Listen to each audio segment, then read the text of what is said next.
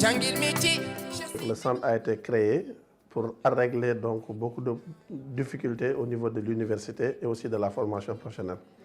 Donc au départ, on n'avait que des agents de fabrication en agroalimentaire.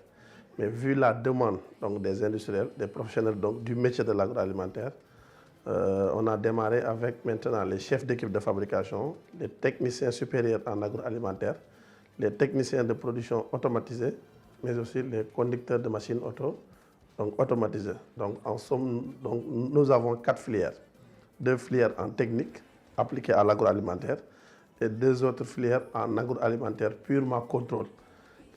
Donc les filières techniques appliquées à l'agroalimentaire, c'est les techniciens de production automatisée et les conducteurs de machines automatisées. Et les filières agro purement contrôle, c'est les chefs d'équipe de fabrication et les techniciens supérieurs en agroalimentaire. C'est de former donc, les jeunes donc, du pays sur les métiers de l'avenir. Et si on parle de métiers d'avenir, on ne peut pas laisser en rate l'agroalimentaire. Nous formons selon le besoin des industries. C'est les industries qui nous commandent les métiers réels qu'ils en ont besoin pour qu'au finish, si le stagiaire est formé, après la formation, il ne sera pas donc, en chômage. Donc c'est de régler un problème d'employabilité. Chaque année, on organise un concours. Et le concours est organisé par la DEC, la Direction des examens et concours. Et c'est sur dépôt de dossier. C'est-à-dire les candidats déposent leur dossier au niveau de la DEC. Et c'est à la DEC d'organiser le concours, comme tous les concours nationaux. Et après nous, la DEC va nous faire donc, un retour sur le nombre de candidats voilà, qui demandent d'intégrer le centre.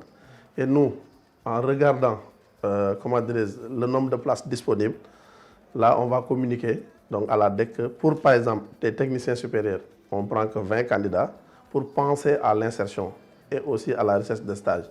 Pour les chefs d'équipe, on prend aussi maximum 20. Et pour les techniciens de production automatisés, donc maximum 16. Et pour les conducteurs de machines automatisées, maximum 16. Le métier de conducteur de machines automatisées, on l'a intégré dans nos programmes parce que c'était une forte demande avec les industries. Il faut manager les machines, les individus et aussi prendre l'environnement. Vous prenez un ensemble. Par exemple, nous sommes dans un environnement socioculturel.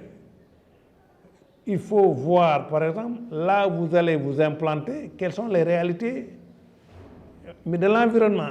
En première année, on donne les bases théoriques. Maintenant, en deuxième année, on fait la pratique. Maintenant, en première année, j'étais parti en stage d'initiation, c'est-à-dire pour être initié à l'entreprise, pour avoir les rouages, les notions. Maintenant, en deuxième année, c'est au mois d'avril, donc ils vont encore partir pour 2 mois pour approfondir leur... Après la formation, je voulais, si je finis la formation, aller dans ma localité, les aider, parce que là où je suis, il n'y a qu'une seule société là-bas qui arrive à mon localité. C'est Sodefitex. Ils partent là-bas pour prendre le coton et amener ça. Mais par rapport aux arachides et le maïs, parfois ça reste là-bas jusqu'à l'autre saison. Donc ça prend une durée. C'est pour cela que je peux faire une entreprise qui peut être là-bas, transformer les choses qui est déjà cultivées, transformer et amener ça vers l'autre. On faisait une câblage pour alimenter une bouton d'urgence, bouton de marche, bouton d'arrêt et aussi une lampe témoin. En alimentant directement, on voit la lampe témoin. Donc là, il avait parlé comment on appelle ça, de l'air d'urgence. Donc la lampe témoin montre que le banc d'essai est alimenté. Donc tant que ce n'est pas allumé, donc ça veut dire qu'il y a un problème quelque part. Donc il faut y remédier. Donc la première partie, c'est de voir est-ce que la lampe témoin est allumée. Si c'est allumé, donc on peut démarrer le moteur pour voir. Donc là,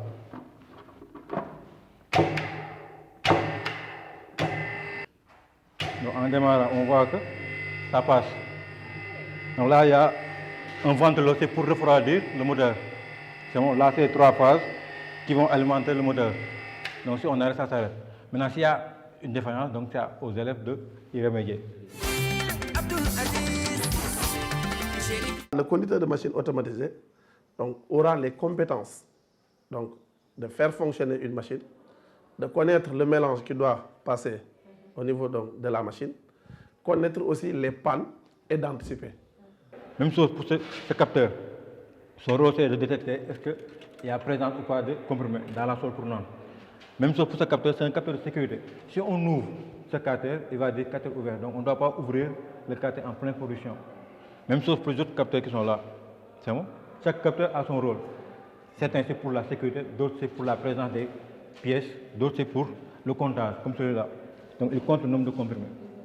Donc là, on a des boutons. Là, c'est pour le démarrage du convoyeur. Donc, ce bouton, c'est pour démarrer le convoyeur. Ça, c'est pour l'arrêter. Donc, il y a 3 modes. Donc, mode normal, c'est-à-dire en position normale. Donc, on change ici. Mode en désordre, c'est en mode. Une partie de la machine ne travaille pas en mode normal, c'est-à-dire en mode automatique. Donc, c'est à l'opérateur d'utiliser manuellement. Donc, on peut faire une simulation, c'est-à-dire que le module 1 n'est pas fonctionnel. Donc, c'est à l'opérateur de pouvoir travailler en mode dégradé, c'est-à-dire semi-automatique. C'est bon? Même chose. Donc là aussi, c'est l'écran. C'est l'écran de pupitre qui permet de communiquer avec l'opérateur. Donc chaque défaut, on pourra le visualiser là. Une seule personne. Donc pour ça, la personne doit être capable de pouvoir gérer son poste. Donc, il doit être flexible. Hein? Voilà, il est polyvalent. Donc de ce fait, s'il y a une panne, il doit savoir, pour ça, on doit communiquer avec la machine. S'il y a un problème, automatiquement, on doit savoir c'est ici ou c'est là-bas. Au-delà des compétences techniques aussi, le conducteur de machine automatisée, durant sa formation, donc il aura l'opportunité de faire ce qu'on appelle le module de management pour être un top manager après. Parce que comme nous le savons, dans l'industrie, c'est une évolution. Tu peux entrer dans l'industrie comme être un opérateur. 20 ans après, voilà, vous souhaitez être le top manager. C'est pour cela que nous, on anticipe dès la formation avec le module de management opérationnel. Il est là, donc il est en train aussi de faire ce qu'on appelle le module d'entrepreneuriat avec le projet PFPI donc, du ministère aussi. Donc c'est à partir de la 2e année maintenant qu'on force à l'étudiant, que ce soit les techniciens supérieurs, les conducteurs de machines, les chefs d'équipe, de faire ce qu'on appelle des projets post-emploi pour voir si même l'entreprise ne vous prend pas donc, en tant que travailleur, vous, qu'est-ce que vous pouvez faire vous-même. Donc, ils auront l'occasion d'avoir des compétences en entrepreneuriat, en communication et relations internationales et aussi en top management.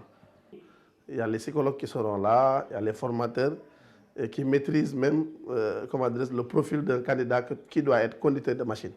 Parce que si vous prenez quelqu'un qui n'a pas la tête tranquille, vous lui donnez le poste de responsable souffleuse d'une machine X, là, il peut se couper la main très rapidement. Voilà, donc c'est des métiers qui demandent vraiment une conscience tranquille. Que ce soit conducteur de machine, chef d'équipe, technicien de production automatisée, la science de base, c'est les mathématiques. Parce que c'est des calculs, c'est des programmations à faire.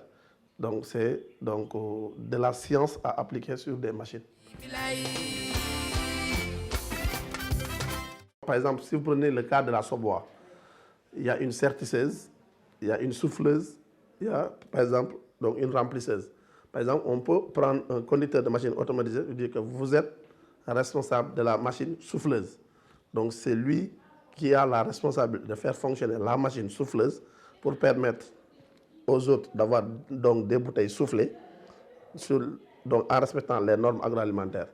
On peut aussi prendre un conducteur de machine pour dire que vous êtes responsable de la machine remplisseuse automatique. Donc c'est lui qui sera donc responsable. Mais au fur et à mesure que l'apprenant est dans l'entreprise, il peut devenir même le chef de ligne avant de devenir le chef de production pour être directeur de production. On était en train de leur expliquer un peu l'environnement de l'entreprise, quels sont les types d'entreprises, les entreprises individuelles et les entreprises de personnes ou de capitaux.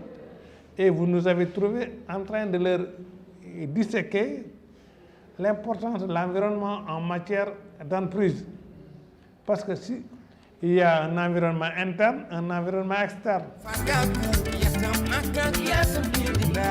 Ceux qui ont le niveau BFM, normalement, après la formation, si un stagiaire niveau BFM, après la formation, donc il touche entre 300 et 400 000, c'est pas mal. C'est pas mal. Mais les techniciens supérieurs, voilà, ils peuvent aller donc, au démarrage donc, de 300 à 500. Donc là, je pense qu'à mon avis, voilà, c'est très raisonnable. La formation, ce n'est pas uniquement l'université. Il faut penser à la formation professionnelle pour faire développer le pays.